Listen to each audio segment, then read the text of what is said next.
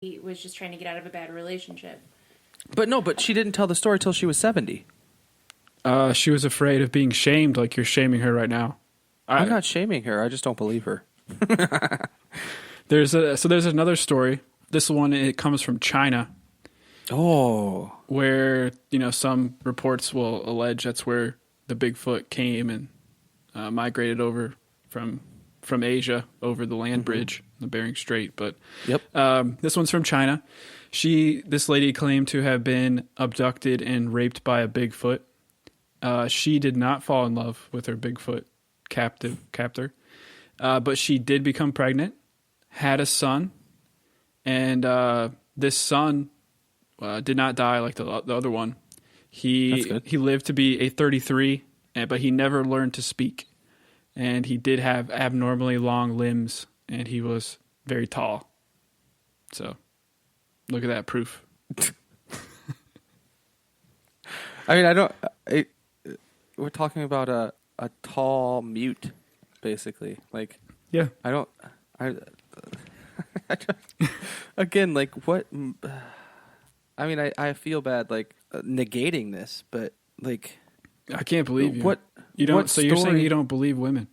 I don't believe if somebody came to me and I 99% of the time I would believe any sort of rape story and probably go to jail for beating up whoever did it. But in this case, if somebody came to me and said, I was raped by a Bigfoot, I mean, there was no DNS. There was no DNA test done. There was no, like, was there a DNA test done on the guy? Like, was he normal human DNA? Wasn't. I mean, that wasn't in the story. But this makes that.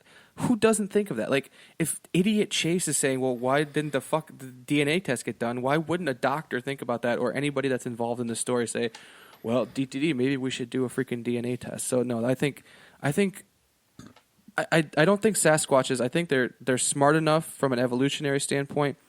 They're obviously staying hidden. They're obviously doing all of this stuff to evade detection in the wilderness. Why would you risk it all by having sex or raping a human? Okay, I mean, so before we get too much into what you think and what I think, because I'm starting to form my argument now as we talk. Okay, all right. Let's talk about at least one other big piece of Sasquatch lore. Okay, that is the big film by Roger Patterson, and it's going to take up the rest of the episode. And Bob Gimlin. So, correct me if I'm wrong, but basically these two guys, cowboys, were hanging out in California, and I guess just decided to use a really shitty old camera because this was like back in the 60s, 69. Yeah, it's one of the most. Back to almost 2 out of 3 weeks here. We're talking about two of the probably most famous movies of all time, video clips, with the Zapruder film with JFK, and now this Patterson Gimlin film. But yeah, that's a good call. But basically, they're recording lots of wilderness shit, and then out of nowhere, this large ape-like hairy creature just walks across the screen, looks at him, almost gives him a "Hey, what's up?" nod, and then just keeps on walking. Yeah, I mean that's what the film portrays, but there's a story behind like how they got that footage and the moments. Okay. Do tell the alleged story. The moments leading up to that footage, and I'll caveat this with I'm not completely sold that this isn't a hoax as well. But this is the best evidence that you have. There is plenty of evidence one way or another as to whether or not this is a hoax.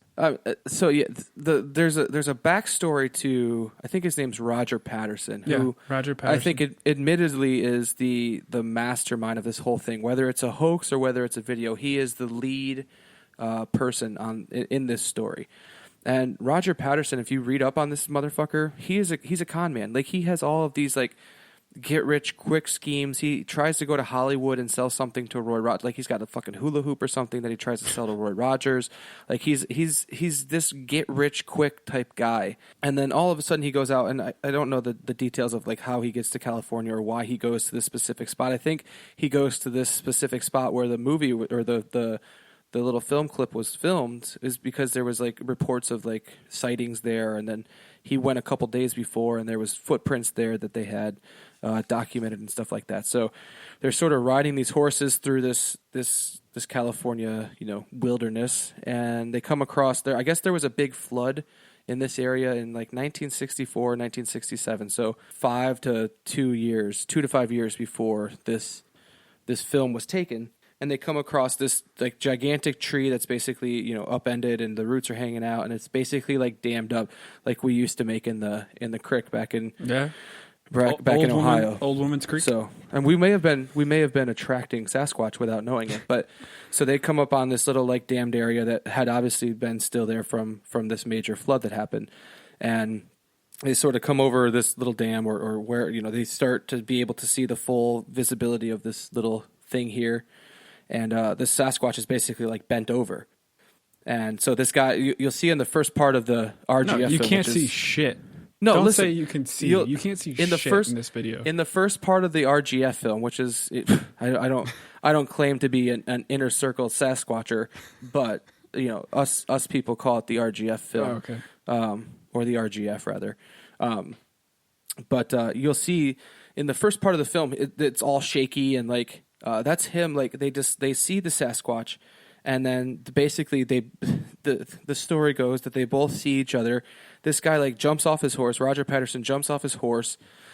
He asks the guy. I don't remember Gilman's or Gimlin's or whatever the hell his name is. I don't remember his first name, but Bob. This guy he basically Bob. says, "Hey," really difficult name, Bob. Bob. Okay, so Bob.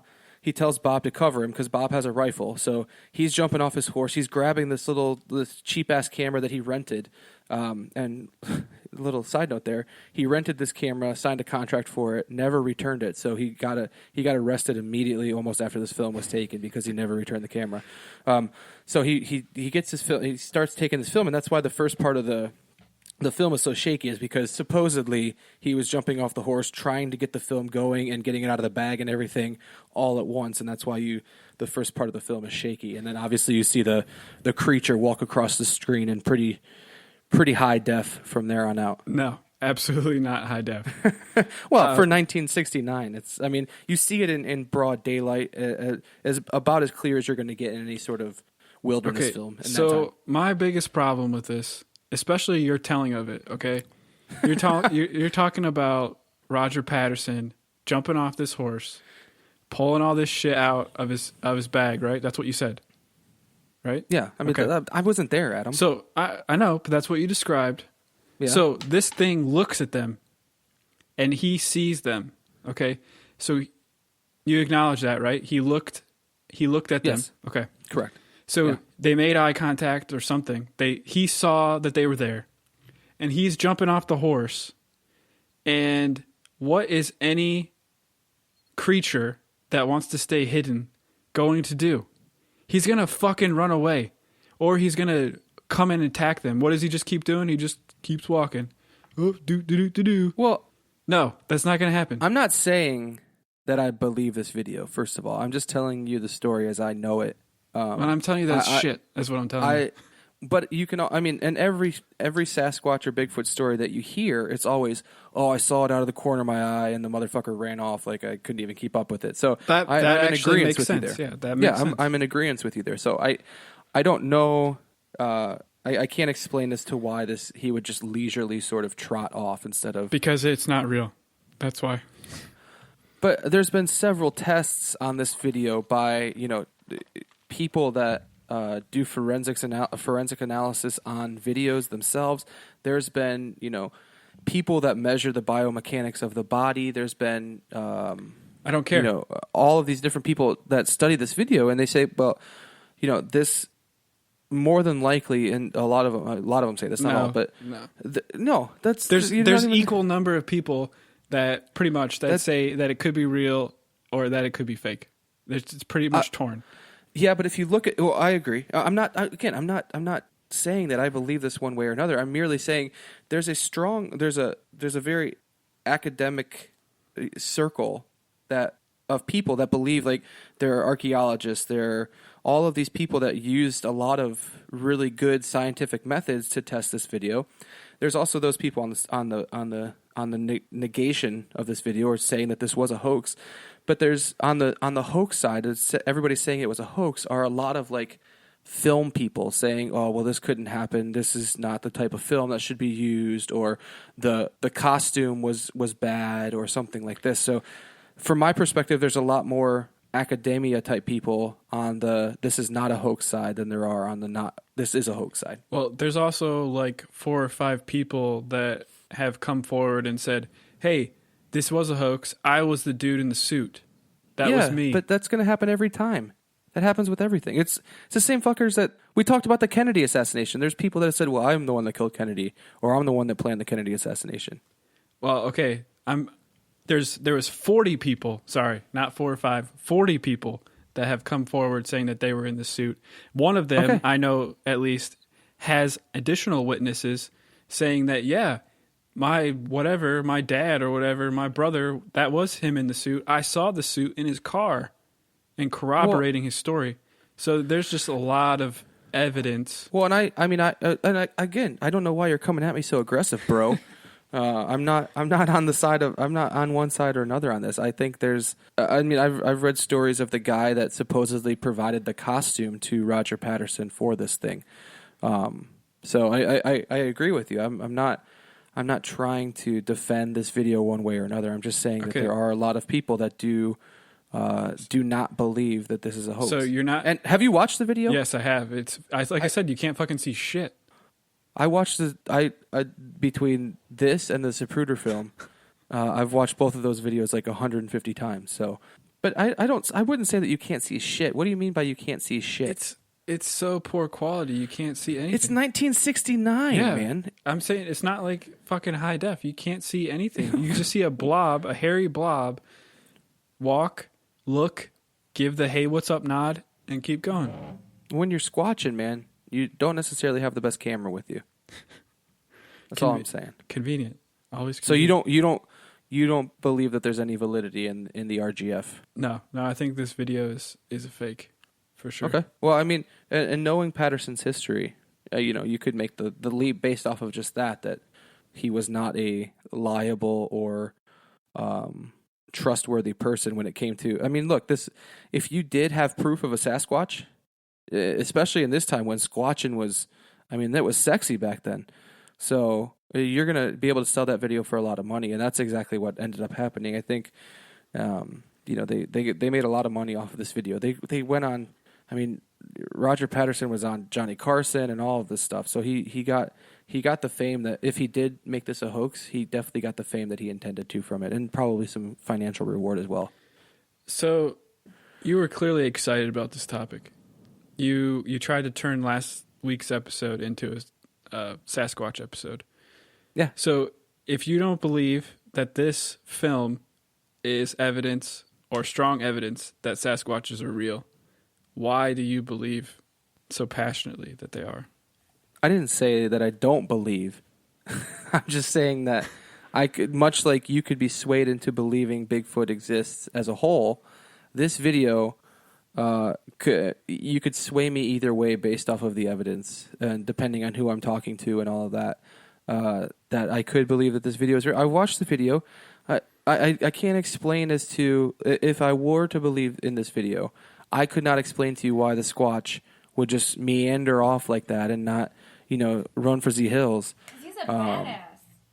Well, and that's probably it too. Like, who the fuck cares? Like, that motherfucker's going to go hide off into the woods. Nobody's going to find him. If this guy wanted to come and fight him, that guy, judging by the size of that guy, he could rip his fucking testes off in 2 seconds. So you're saying they just happened to come across the ones like the rock Sasquatch that's like, oh, no one's going to fuck with me, so I don't give a shit. Maybe. But every other Sasquatch runs away. This is just the one. Squatch has got some swagger, man. Or maybe he's like a 85-year-old Squatch and he's not a runner anymore. And he's like, I've lived a good Squatch life. This is too much. Whatever will be, will be. This is a stretch. Big stretch. When Roger Patterson died, I think a few years after he shot this video, and on his deathbed, because he had cancer, so obviously he knew when he was going to die, or had an inkling that he was going to die. He said, part of me, and I'm going to paraphrase here because I don't know the exact quote, but part of me wishes we would have shot that guy or shot the Sasquatch instead of tried to film it, because we would be way more famous. We would have had proof. We would have